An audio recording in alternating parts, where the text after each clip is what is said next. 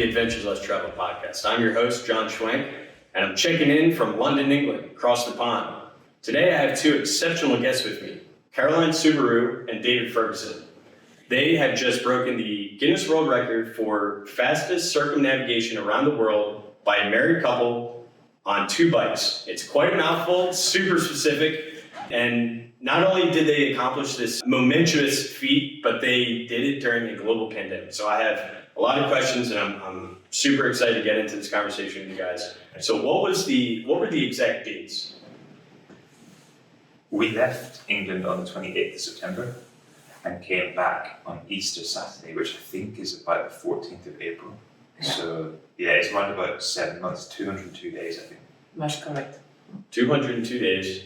And what was the exact, not mileage, but It's 29,000 kilometers is the minimum amount you have to do, and so we did 29,500 something A bit over. last time. Yeah, so we just a bit of a margin for error. And then I think you're supposed to cycle around, so the total must be 45,000 kilometers or something like this by flight. But because of the pandemic, we actually did way more because we had to fly like all crazy directions. I think it was 79,000, maybe more, 90,000 Traveling until Wow, that's great.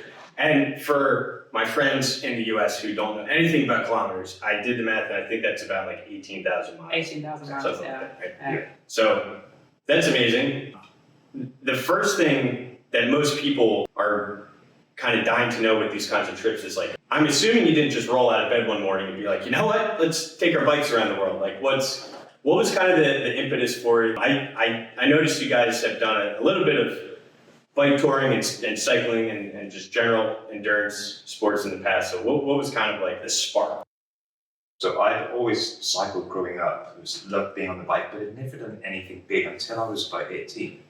And did Land's End of John O'Groats, so quite a traditional route in England.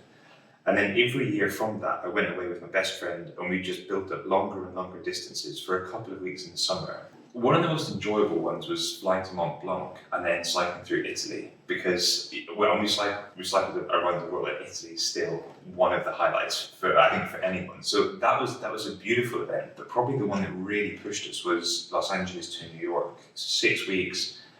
And we were super green behind the ears when we landed. We literally got the bikes at LAX and just asked for directions east, going through LA, and that's kind of how it started. And bit by bit, as you build and as you grow across it, you learn how to cope, you learn how to interact. And I've always loved the US, and people are seeing how things change. And at the end of it, you finish, and you think, this can't be it. There has to be something else we can do. And the world seems like quite a logical next step. So that was a kind of grand hurrah, the biggest thing. And it's just a wonderful way to live. It's relatively cheap to fly. Once you're there, you camp, so it's not a big expense, particularly as a student. And we just had the best time. And I think it's a natural progression. You keep going, and at some point you start talking about what could we do cycling around the world. Mark Beaumont is an ultra cyclist. I think he's got the record for the fastest of all time with a crew with him. And he made a video in 2008 about his first journey when he cycled around. And you look at it, and for people like us who like cycling, we said we just have to go. At some point we have to go. Best friend, he's gone to Canada, he's pursuing a career. And then I met Caroline, who'd never ridden a bike in any kind of serious context before we met. And at some point I said, you know what, this is something I'm thinking of. It sounds a bit nuts, but I'd love to try it. And probably the last 3 or 4 years, the idea's percolated to the point where you were like, we have to go. Yeah, exactly. I think we met in 2016. I started to ride a bike to work at that time. Due to an injury, I used to run to work. And he bought me a bike. I was really upset at first. Like, why would you buy me a bike? It's going to be a waste of money. I'm never going to be confident enough to ride it. And then I kind of realized to myself, if it's so nice to have something in common. So he went away to work in South Africa, and I gave myself the objective, when he comes back, I will be comfortable on a bike and I'll be able to ride all by myself. So I joined a cycling club. Then when he came back, we went to Mont Ventoux, and we started to do this Sunday to Mont Ventoux, which is 3 times the sense. So he was confident that I was fine on a bike. And then I got really much into long distance because I have the tendency in my character to do things, like if I do one thing, I do it like full on, it's never halfway. And I discovered bikepacking through ultra racing, basically. And yeah, we just always wanted to do something like this. I really love the idea as well. And yeah, it was just, we needed to do it. It's almost, we needed to go because we knew that we were reaching an age as well where we need to settle. And we were pressed by time, so we're like, we need to go. And then the pandemic arrived. So yeah, that's why. So this was like in the works way before COVID. It wasn't like, oh, because some people were like, COVID hit, they lost their job, they're like, I'm going to go on a bike trip. This has like been percolating for quite a while. COVID, if anything, delayed the trip because Sure, we were supposed to leave in April originally and follow the very normal route through Asia and do that in the summertime. And instead, we ended up leaving in October and had to be very creative with the route we had to take. And so, generally speaking, you guys aren't the hippy dippy, free spirited, come as you go kind of people. So you have full-time jobs. You both are very successful in your jobs. So, do you face a lot of like backlash with that when you first brought up the idea, or was it generally well received? I'm pretty fortunate with the guy who looks after my training as a surgeon is absolutely fantastic. He's so forward thinking. And I spoke to him in 2017 and I said, look, if I can get on to the program that you look after where you train these guys in London, could I have a year, was what I was asking for, a year. I want to cycle around the world. I'll visit orthopedic centres on site, but it's not work, it's just for me. And he immediately said, absolutely.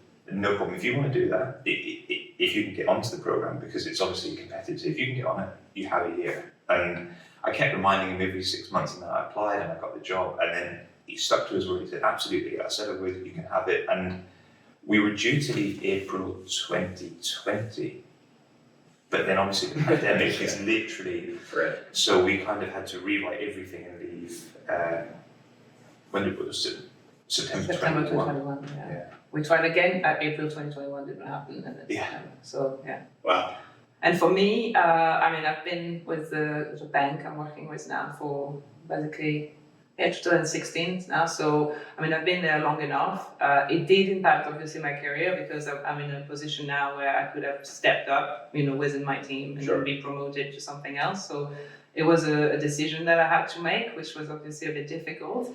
But no, I think they took it fine because I've been working for a long time and those kind of banks nowadays and big companies in general, when they have talented people that I've been working with for a while, they don't want to see them go. They invested a lot in you, so I didn't really give them much choice anyway. I told them it's very simple. I said, let me go, or I have to go because I have to do this. And I think that they understood. And then when I was away, both David and I actually, we stayed in touch with our job, just because I wanted to make sure that they knew I'm going to come back. I'm going to have an epiphany and then never come back ever. So now in the end, they were supportive and that was fine. I'm a bit of an oddball anyway in the companies. I used to be like telling them in the summer, oh yeah, I'm going away for like racing across Europe in 2 weeks. I'll be back. They're like, okay. So they were fine. It was okay. It was a hard choice to make, and I'm still feeling it now that I'm back. I feel like, oh gosh, I'm late now. I need to catch up on everything. But it was definitely worth it. Awesome.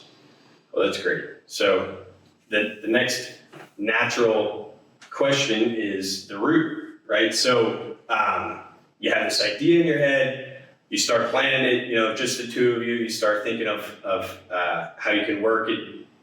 No pun intended. Work it out with work. And so, what made you decide? Because you started in Alaska, right? On the border, because you look at a map when we left, everything was closed. Literally, everything was closed. Bar Canada, a week before we flew. Yeah. Wow. So, that's interesting. So that wasn't even like your original route then.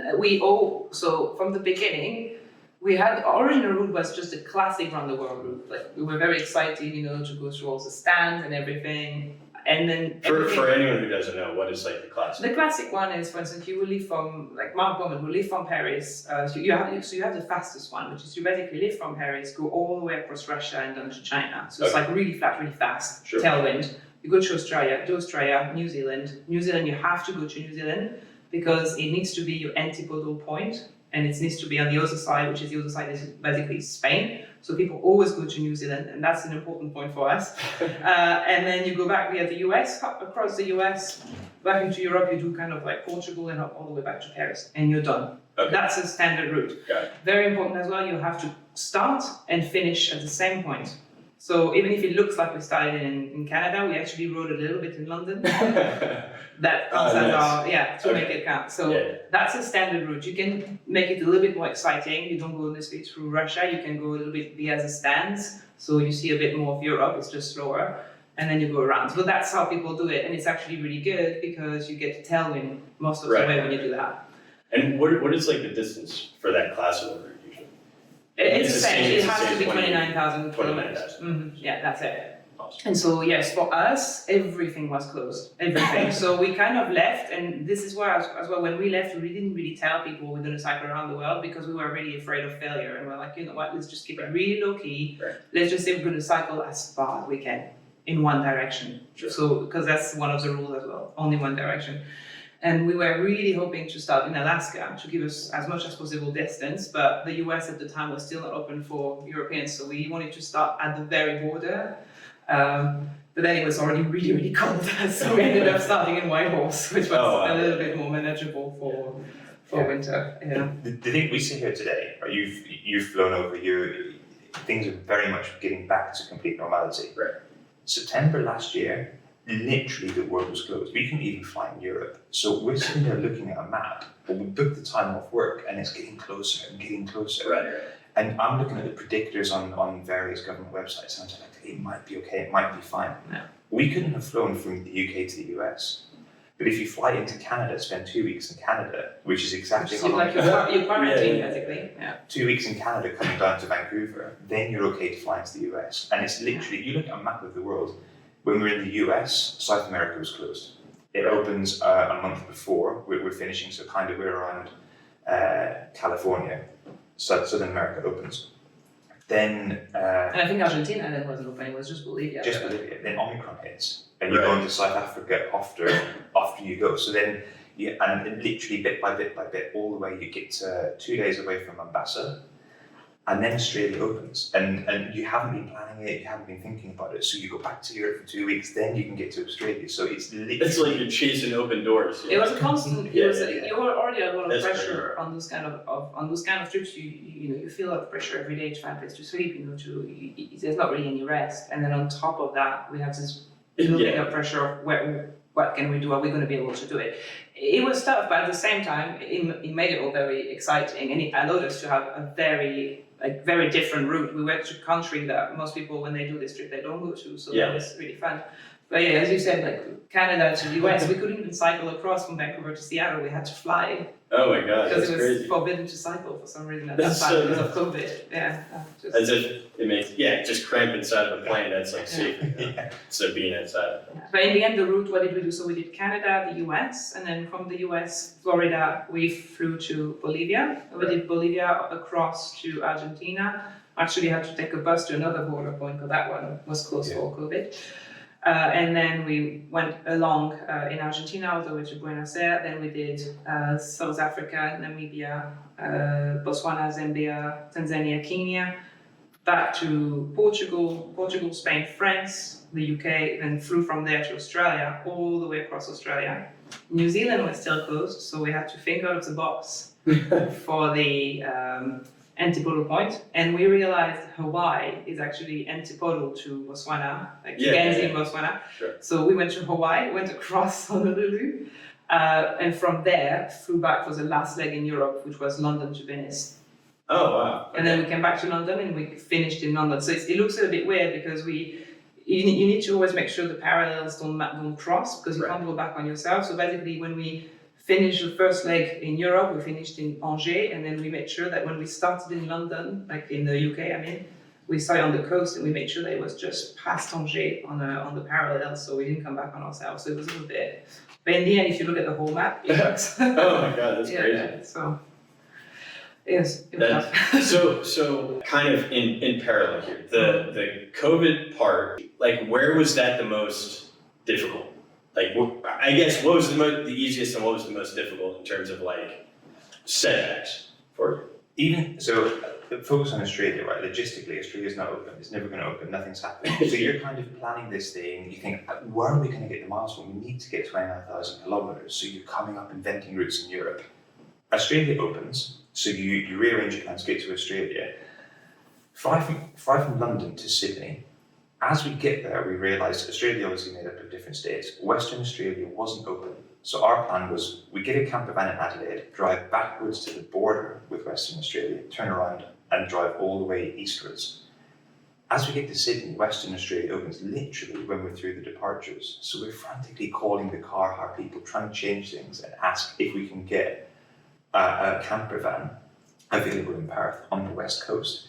So you're literally in the middle of you checking into flights, you're moving, you're due to fly to one place, and you have to sit down on Skyscanner and rebook flights to get you from Adelaide back over to Perth, the direction you've come It from. was like So we lost a week just of travel. just kind of traveling, and you died on. You look back. We'll look back at this in years to come, and you think, "Oh, that was the route. That's what happened." But just getting to the physical point where you can cycle, not even the actual cycling, but just the logistics, Right. was honestly probably harder than any of the riding or anything we did. Yeah, and then there That's was the border thing, which was really annoying. Like as we said, Bolivia we cycle all the way to this border point, and they tell us, this one right now is COVID, it's closed for tourists, but you can go to this other one, which is on the other side of a mountain range that you can't even cycle on.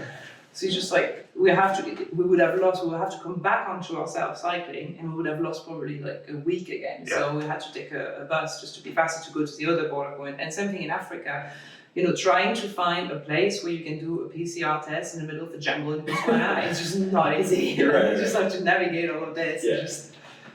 Yeah. That was a lot of like extra faffing and looking around. Same thing in Bolivia. When we had this situation with the border, then we had to, on a Saturday evening, find a place to do a PCR test, like emergency, in order to go into Argentina when you don't speak Spanish. So it's all a bit catch-22 situation of. Yeah, But it's a massive added layer of complexity. But you Oh, know sure. what? It's good, and you learn how to survive, and it helps you develop your experience of people and culture. Yeah. and grow your sense of humor as well. Yeah.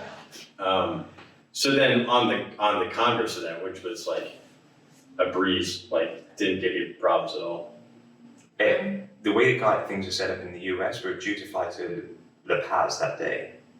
That morning you go online, book a test for COVID. You literally just pull off the road, go in, 5 minutes they do it, you're back on. They email you within 2 hours the result. You go to the airport and you fly. Right. So it's a shame if you pay for things and things set up a certain way, it can work so easily. And then so it's just swings and roundabouts in different countries and different cultures. Okay.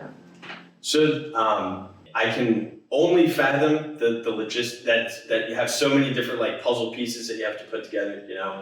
What about camping or like where'd you stay? Like where'd you go at night? Was it mostly like hotels or did you do ghost camping? Or? That's a funny one. So we did a bit of camping, but then there's something we had completely disregarded because I can do camping when I do a 1 week race. It's very intense, but you survive. You sleep more or less anywhere because you're tired. And you can do camping when you do a bikepacking trip where you cycle, let's say, maximum 100 miles a day. Right. You arrive at a decent time in the evening, and then you can pitch a tent. When you do something like 250 kilometers and you arrive somewhere and it's dark and you still haven't found a place to eat, camping is just a no-go. And so we rapidly grew a little bit lazy. When we were in the US, we're like, you want to camp? I was like, let's just find a motel. So in the US, we ended up doing a lot of motels. In Bolivia, in Argentina, and so on, it was kind of a case of arriving somewhere and asking, is there a place where we can sleep tonight? And then people would just set up a bed for us and we just give them a bit of money and it was just fine. Africa was more or less the same thing. Africa was a bit concerned as well because some bits in Africa are fine to camp, like Namibia, there's no one around, it's really easy. But Zambia or Tanzania, they're so busy with people that as soon as you stop even to pee, you literally half a group of like maybe 20 children come around and to look at you and you're like, I just want a bit of privacy to go away. And so you can't really camp there. It's really, really difficult because everyone's looking at you. So, but you find places, same thing, you arrive in a village and you say, do you have some kind of place where I can sleep tonight? And it worked all fine. And in Europe, there was no way we could camp because it was so cold. And then for Australia, which actually, when I was looking at record, a lot of people do it this way. We had David Dad coming in a camper van And took all your stuff. So it was great actually because it would meet us every 50 kilometers, and then we could eat. We could hide from the really big insects you have there that devour you in the desert. And then it also meant that we could really extend our distances because in the Nullarbor you're very dependent on road houses, and they're kind of like 100k from each other, which wasn't enough for us. So thanks to the camper van, we could cycle 260k. It didn't matter where we stopped. Right. We'll camp out there. Let's just stop there, and also for the water as well, because he would stop and get supplies of water. Sure. As well. I know quite a few people who've done like bike tours and things like that, but you guys are the first ones I know who went through Africa.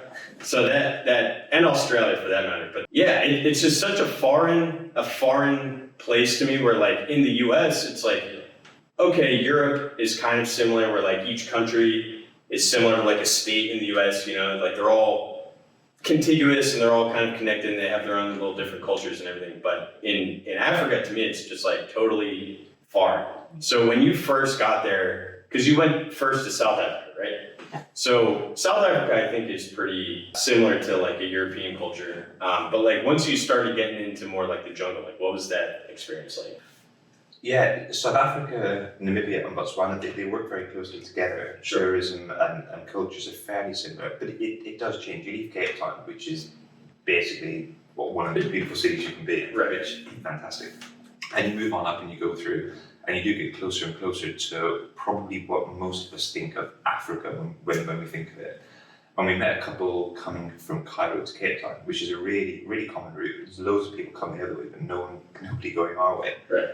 And at the border, we were in Botswana, we were going towards Zambia next, and they said it gets pretty rough going the opposite way, and we'd already thought it gets pretty rough getting to where we've been to. So With like headwinds or like with headwinds, getting food, getting everything, right. Just like finding water. And also just road quality as well, and Right. safety in terms of not people, because we always felt safe in Africa, but more the traffic. Right, of And course. when you pass the border into Zambia, it's crazy. Actually, changes radically. You go from a very flat place to very hilly, and on the side of the road, you keep seeing trucks on their sides. What is going to happen? Yeah. And so we saw so many traffic accidents, and Yeah. we're like, oh gosh, I hope it's not going to be us. I hope it's not going to be us. It's absolutely nuts. They're really nice. Like there's no aggressivity that you can find in Australia or the US. With cyclists, everybody is really nice, but it's nuts. It's chaotic. It's completely. And as you said, the headwind and particularly the weather as well. We met these guys at one point and they said it gets pretty hairy the way we've come, and also it's rained every single day for the last 3 weeks. Right. And for us, it's been dry every day from Cape Town up until this border in Botswana. And it probably speaks to our lack of preparedness, but we didn't really realise it was rainy season. Yeah. So their summertime is their rainy season, and it gets like we were stuck in flash floods at some points and so on, which was really difficult. It is a better thing though for wildlife to be in the rainy season because they're less hungry, less thirsty, Right. and they're more sparse around. Whereas when it's dry season, they really are fighting to get to a water point. So if you're in the middle of their way, they're not happy. Yeah. So that was for that part, that was a good thing. But yeah, it's just. The one thing that's difficult with Africa is that you can't drop a pin on Google Map and say look what it's going to be looking like. So you never know from a day to the other if the route is going to stop or not. So you really have to use local knowledge and ask Right. people. There was, for instance, a road that was a big detour for us. I think it was in Kenya, and we had to ask people. It looks like maybe there is a road going that way under construction, so it's not updated on Google. On Google Earth, could you confirm that? And they're like, yeah, you can go, but then you really have to trust them. You don't know what you're going to find if it's actually going to be fine for bikes, because people don't realize cycling is not the same as driving. Right. So it's a complete unknown, but it wasn't as hard as I thought it would be, and at the same time it was much harder. I don't know what to explain it. Like you leave and you think, it's going to be difficult, more like in terms of maybe feeling unsafe, or like there's conflict in Africa, you don't know what it's going to be. But actually, this is all absolutely fine. What's more difficult is to maybe the food that you're going to find, which is the same every day, which is not very nutritious. That's difficult, or the rain, for instance, that's difficult, or the headwind. Right. It's funny when you said like the drivers will tell you, it's just down the road. Like I remember on my trip, it was through like Nebraska, like those really flat states in the U.S. where everyone just drives everywhere. and everyone's like, oh yeah, it's all flat. It's like, it's just right down the road, like a couple miles, and it's like 50 miles uphill, and you're like, I know it seems flat for you in the car, but I'm telling you, it's not flat, you know? And in Africa, you get that. So you get a lodge, and they say, "Oh no, it's just off the road," but they mean 7 miles on a sandy road. Right. When you're 200k into a day, like this is the last thing that, and so that dictates what you do. But the way that they talk and what's normal for them is totally different to cyclists. And it's so sandy, and sand is impossible to ride through. Like I kept falling off. I was like burying myself and falling. Like, come on. This is another question. I saw on one of your guys' social media that there was, it looked like it had to be a drone footage of you guys at Circuit of the Americas. Yeah. Yes. Do you carry a drone with you? Yes. So we had a drone with us all the way to Africa, and then we basically when we transited to London before going to Africa, we didn't take the drone because we were concerned. Some countries in Africa they don't let you take the drone. So if they find you at the border, they could say, it's a security issue, you can't have a drone. So we just left it, and also we wanted to be a bit lighter. So yeah, we had a laptop and the drone, like all the way from top of Canada to South America. Yeah, that's crazy.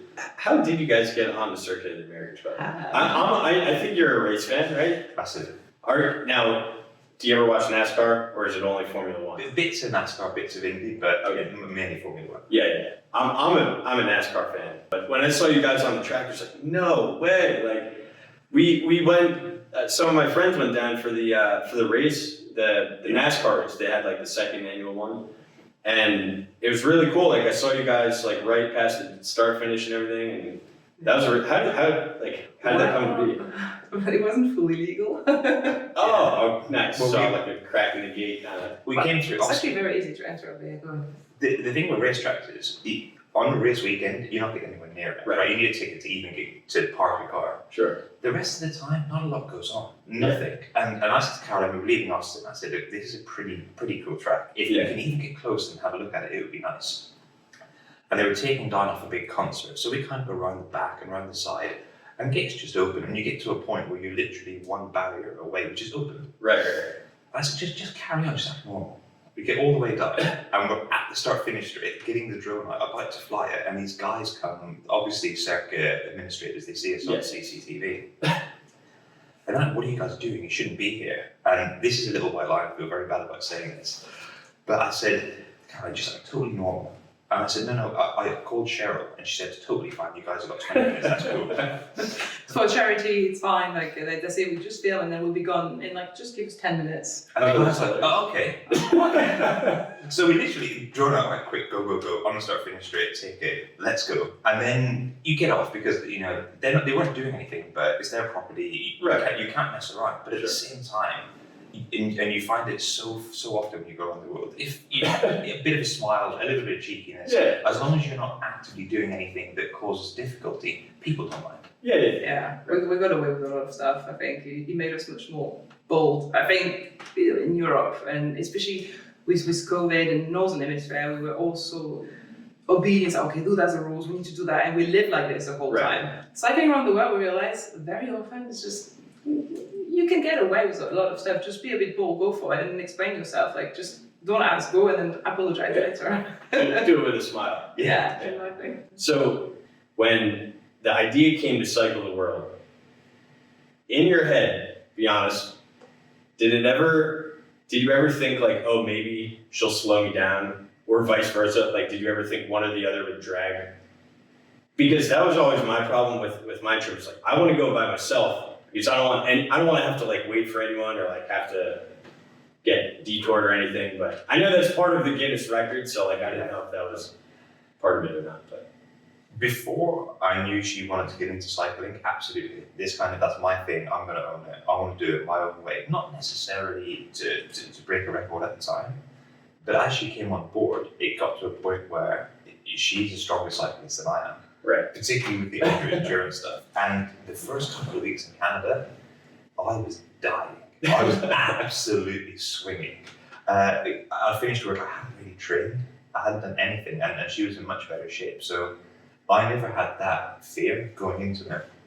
And it's very funny, the trips I've done before with my friend, very often you have inverse feelings. So I feel strongly and he didn't, and vice versa for multiple different events.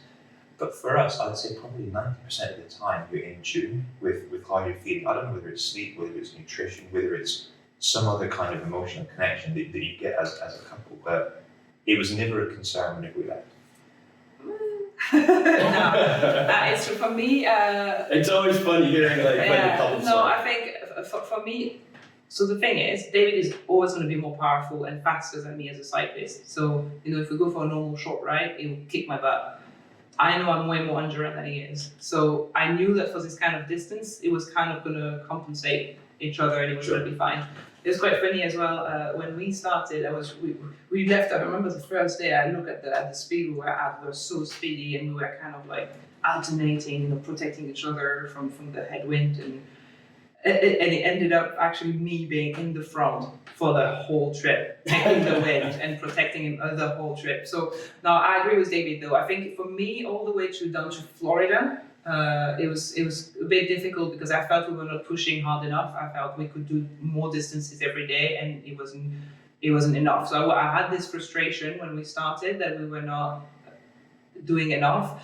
But then I think David was very right. We started a bit slower, which yes, we could have finished maybe faster, but that could also have put us completely in the red right away, and then we could have just not be able to finish or injured ourselves and so on. So in many ways, I think his approach was right. I think I was just a little bit stubborn, but I agree. I think from South America onward, we just got completely in tune. Like if I was really, really feeling down, January was feeling it too, and it really helped as well because if it was a tough day and we were both not feeling it, if we said you want to stop.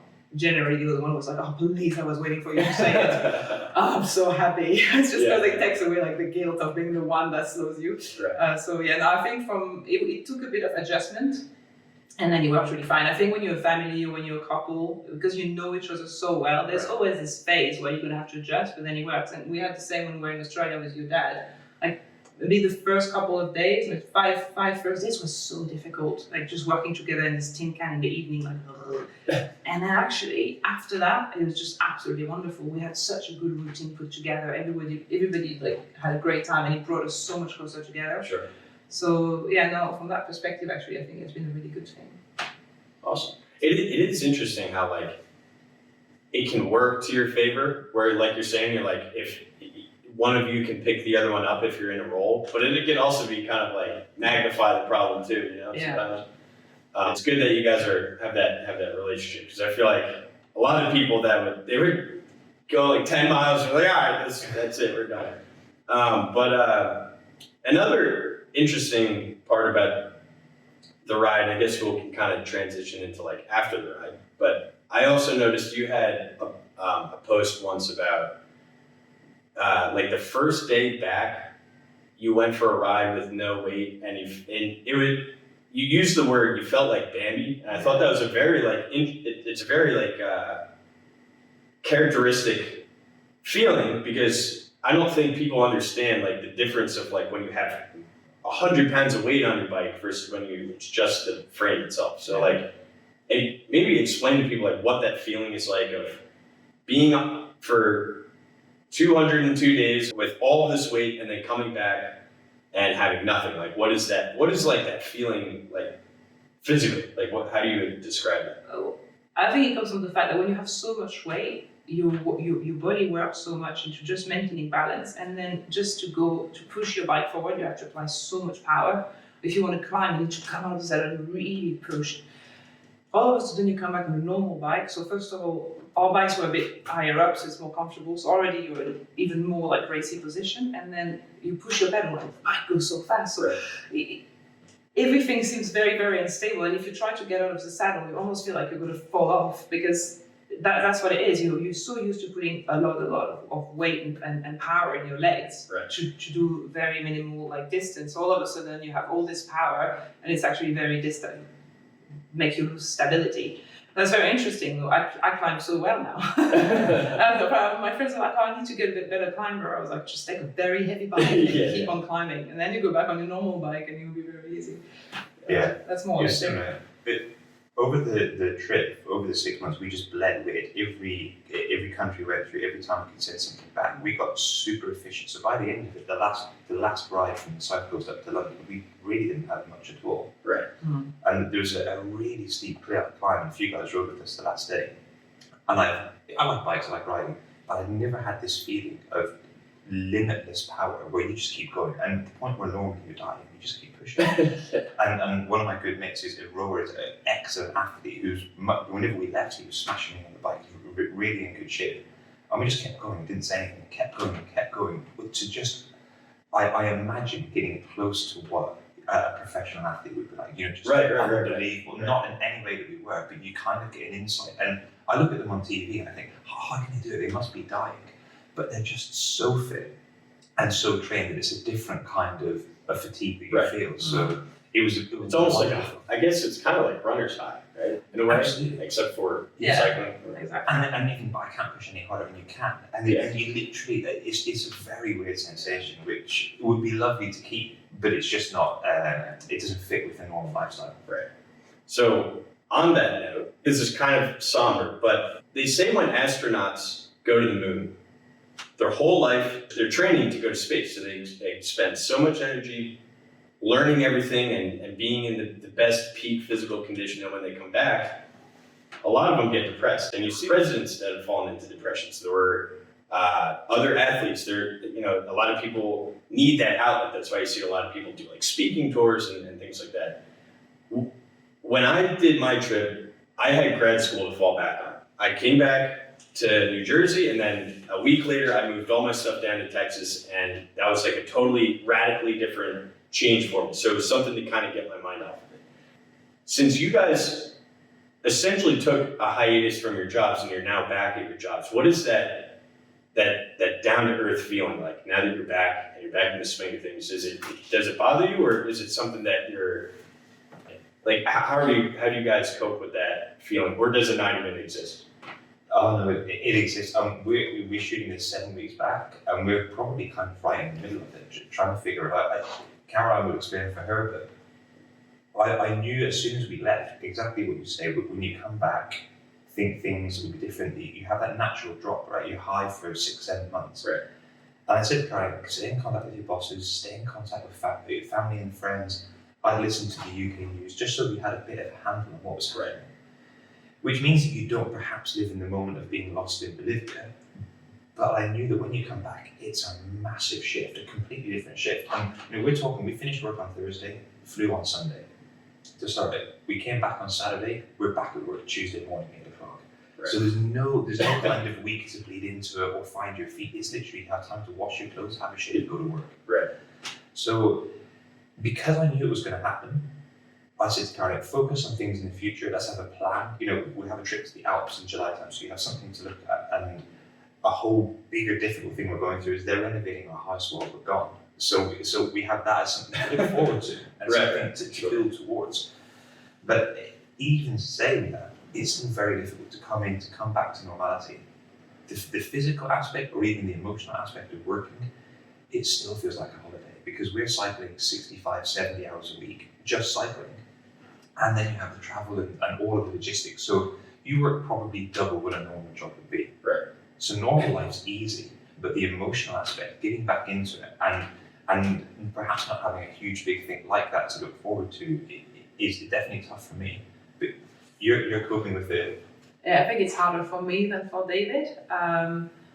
If I'd come back and it was just my work, then I would have had enough time sort of like on the weekend and in the evening to sort of enjoy and digest the trip, because I think the problem what I'm feeling right now is that because we came back and I'm right away back into work, we're not, as you say, those people that can go on speaking tour and kind of like relive the trip and enjoy thinking and talking about it.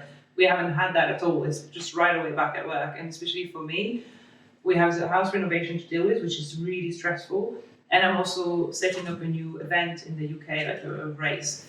And so it's all of that together. And I had done that thinking to myself, it's good because it will keep me busy and that will be a good thing. But actually, I think I haven't considered that I would need a little bit more time to myself to digest all of it. So it has been really, really difficult. Also, not because we're not at home, not being able to be in a routine and being able to go back on my bike every day has been absolutely awful. I will not say I'm depressed because I had depression in the past, and I know what it's like, so I would not use the word depressed. But yes, it's emotionally, yeah, it's a depressed state. It's emotionally difficult, but I think because I've coped with this kind of psychological pain in the past, and because I do think that we have learned a lot from the trip. That's what we're trying to do.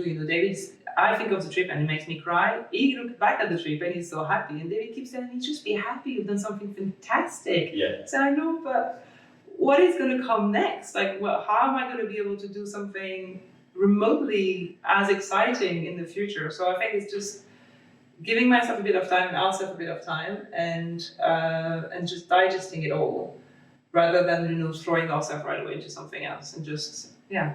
But no, it's good. It is difficult, but I'm also very grateful that we just came back alive from the trip. So The last thing I'll say on it is, I think, and for anyone doing it or thinking about it, you spend an amazing time. It's natural to feel like this when you come back. And you shouldn't feel bad. You shouldn't think, what's wrong with me? Like, you need that time, bottom line, and then come just back. accept it. That's normal. Yeah. That's totally normal. I was talking to a friend who told me when she did this kind of similar thing, and she said it took me as long to recover from it than it took me to do the trip. I was like, oh gosh, I hope I'm not going to feel down for 6 months. No, but I think also we need to draw the lessons we have learned from the trip. We have shown a lot of resilience. So if we could survive some very difficult situation, there's no reason why we're not going to come out of this stronger. So everything is very transient. You just need to be okay with how you feel and just let it flow, and then everything will get better. Yeah. It's really funny, I think, when you tell, and it's no fault of their own, they've obviously never went through it, but when you tell people who just in general don't take risks, not even cycling, they're just very risk averse people, and you tell them you're doing this trip, the first thing is like, oh no, it's like a joyride, it's sunshine and rainbows, that could not be farther from the truth, you know what I mean? And I always say the difference between an adventure and vacation is adversity, right? So if you just want to sit on a beach and sip a margarita, that's not really an adventure. But what you guys done is more than your fair share of adversity, right? So it's something where when you come back and like you said, you just need to know that's the normal flow, and you can't listen too much to what these other people who weren't in your shoes, right? They're gonna give you advice, and it's like, oh yeah, okay, thanks, So that can be annoying sometimes. Did you guys do a journal? I know you made posts, no. blog posts, but did you keep a journal or anything? Yeah, so when we left, I had a book with me. I thought every night I have time to write. No, none of it. So for me, from Bolivia, I realized I really should be doing that at the end of the US. And from Bolivia onward, I basically posted every day. So my Instagram is basically my journal. And it's really good because going back through it, I have all of that. So that's how I did it. Shamefully, I didn't do as much. You did a bit of a video journal. Yeah, I did a few video types. Phones are amazing. You take my photos, you do that. When we look back at it, I think will be our version of the journal. Yeah. Yeah, there's all different ways to deal with it, but it's an absolutely amazing feeling when you're finished. As I can only imagine you guys breaking a Guinness World Records, etched your name in history. So, well, that's all I had. I'm so grateful that you guys took the time to come and talk. And this was fantastic. So thanks so much, guys. Thank you very much. Thank you for the opportunity. It's been really, Of course. Thanks.